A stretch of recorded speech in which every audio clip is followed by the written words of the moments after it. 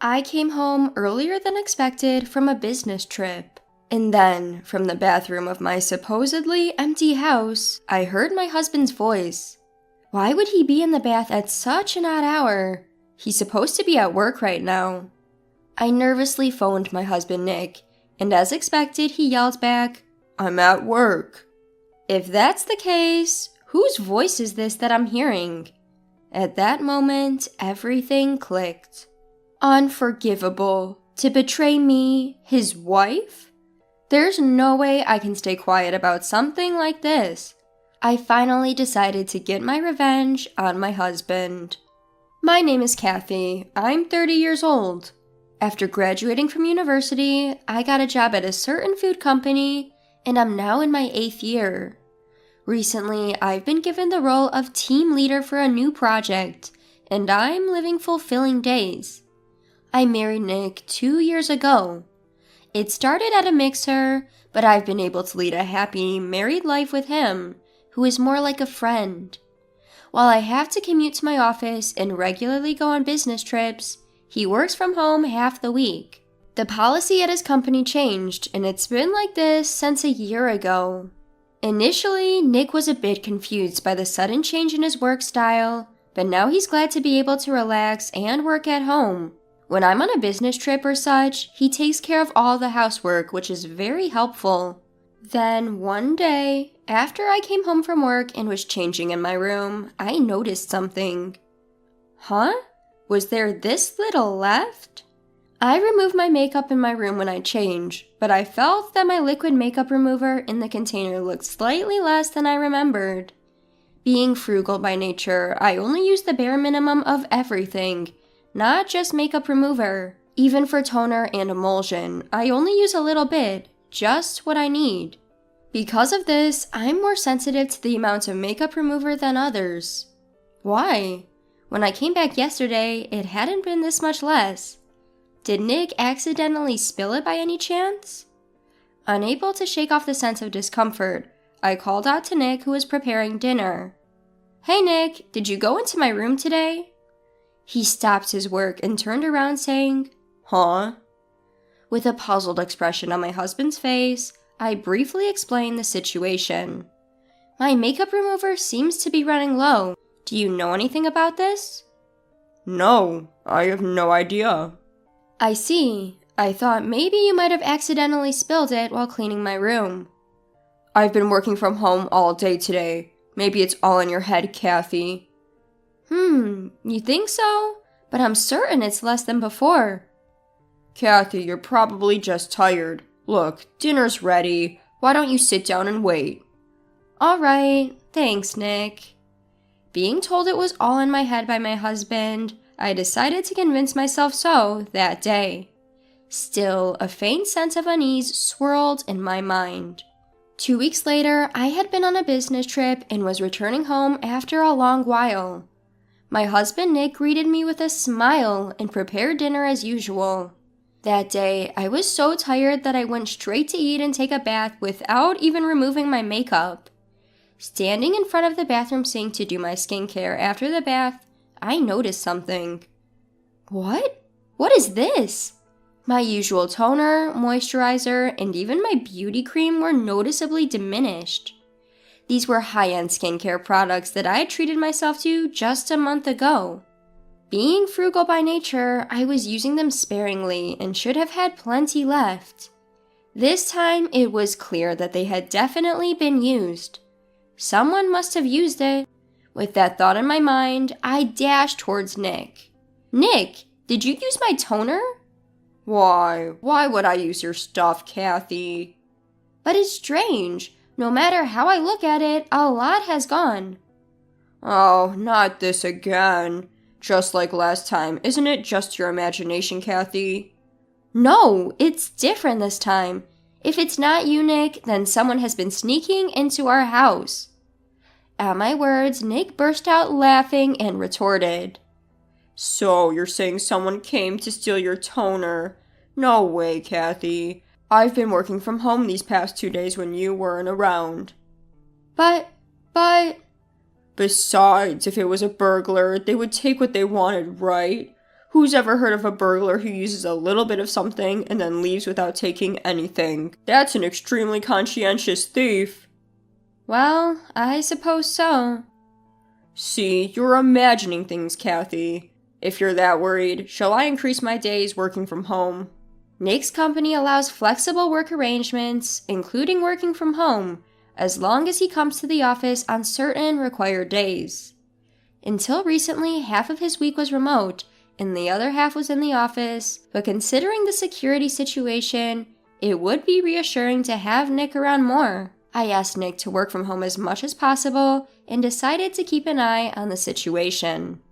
1 week later, since then, the contents of my skincare products didn't decrease anymore, and I was able to return to my normal routine. I had started to think that perhaps it was all in my head, but then something happened.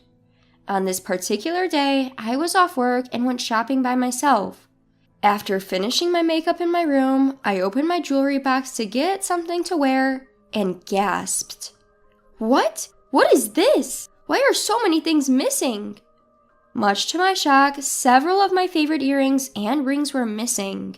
Even the gold necklace I had inherited from my grandmother was gone.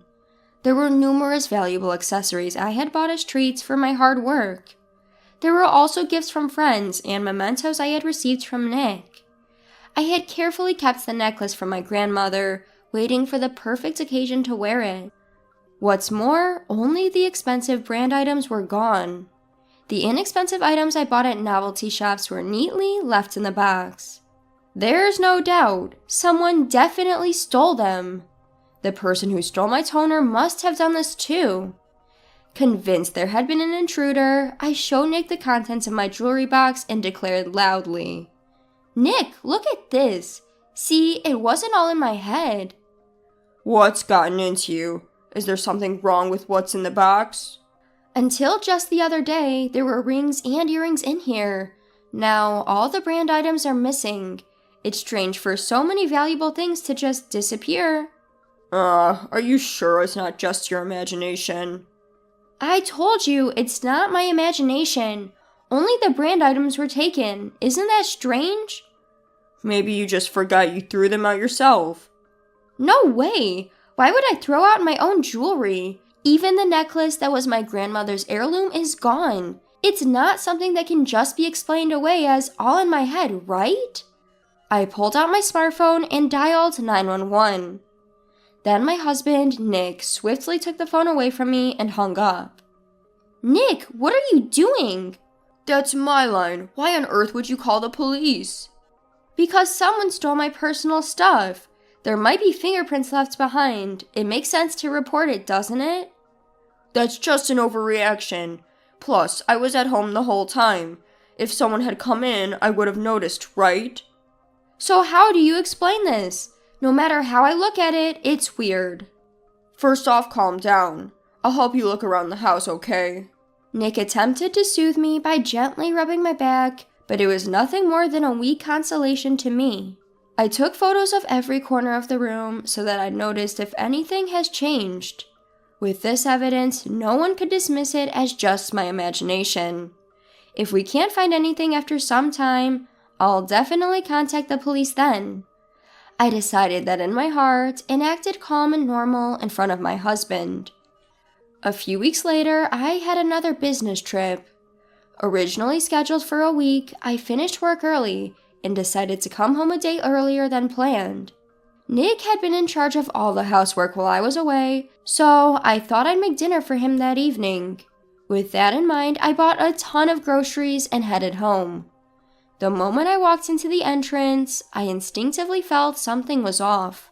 And then I noticed an unfamiliar pair of women's shoes at the entrance. Nick should be home, so why are there women's shoes? Could it be the thief is a woman? In a panic, I found myself dialing Nick's number. He answered after a few rings, to which I hurriedly said, "Hello?" To that, he grumpily retorted, "Don't call me out of the blue. I'm in the middle of work, you know." "I'm sorry, Nick. Where are you right now?" "I'm obviously at work. Consider the time, will ya?" "I thought you were working from home today. Why aren't you at home? I'm in a bind here. Sorry, but I'm busy right now. Bye. Wait, Nick! He abruptly ended the call. I couldn't face a burglar on my own. I had to call him back and ask him to come home early. Just as I thought this, I heard voices coming from the direction of the bathroom. Quietly, I tiptoed closer to the bathroom. When I silently entered the changing area, I could see two silhouettes reflected on the shower curtain. From inside the bathroom, I heard someone talking to my husband. Was that your wife on the phone just now? Yeah. Damn, she called while I was having fun. She should just quietly do her job, haha. Nick, you're really a piece of work, you know. Your wife is working hard and here you are, bringing me into your house. What's so bad about that? She's a workaholic. It's fine, haha. That's terrible. Isn't your wife earning more than you do? You shouldn't say such things. Well, I admit I'm living in this nice house thanks to her, haha. I do all the housework, so bringing a girl home once in a while should be okay, right? Haha. Haha, Nick, you're the best. My husband and his mistress's laughter, mocking me, echoed in the bathroom. At that moment, everything clicked. The dwindling makeup remover and skincare products, the missing pieces of my jewelry, they were all used and stolen by his mistress. My husband, whom I had trusted and sought help from, was the real culprit all along. Unaware of all this, I had been consulting with him. He had resisted calling the police and tried to pass everything off as my imagination, all to keep his affair from being discovered. At that moment, I felt something inside me break down. This is unforgivable. It is absolutely not okay. I stepped outside and took out my cell phone again. Catching my breath, I dialed my parents and my brother. Hey, it's me. I know it's sudden, but could you come over right now? I made the same call to my husband's parents and had them gather at our house. A few dozen minutes later, when everyone had gathered, I explained the situation. Right now, my husband and his mistress are in my bathroom. What did you just say? Is that true, Kathy? With his face reddened in anger, my father asked. Yes, it's true. I heard their conversation with my own ears. Upon hearing this, everyone's faces turned pale. That scumbag. Father, please, hold back for now. I rushed to stop my father, who looked ready to storm in any moment. How dare he tramples on my precious daughter's feelings? I can't leave until I punched a guy who cheats while his wife is away.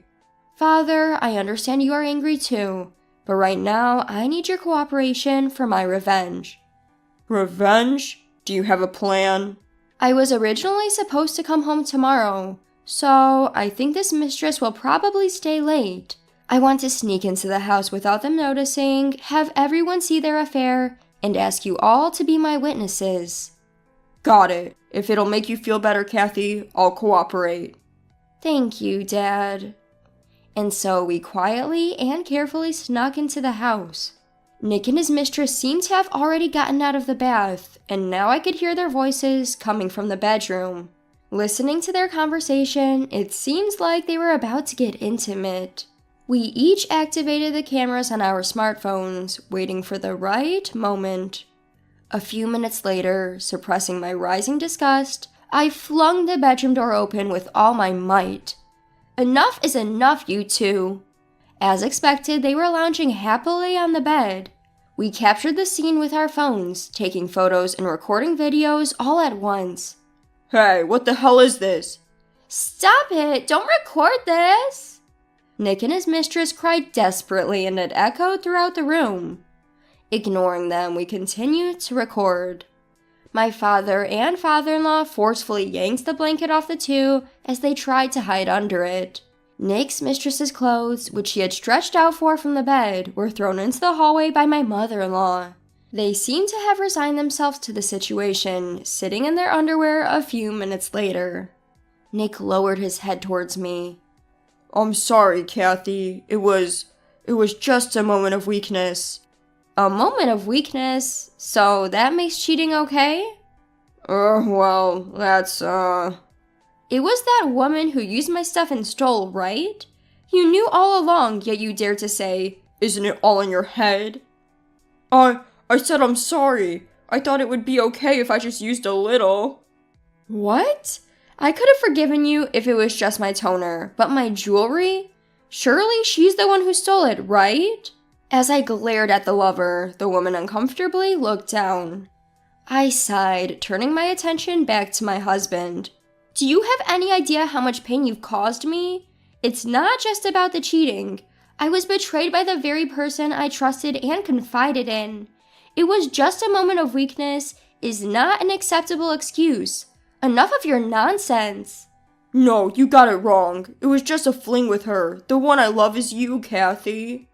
Shut up. I can't trust anything you say anymore. I heard you say things about me in the bathroom. I'll never forgive you two.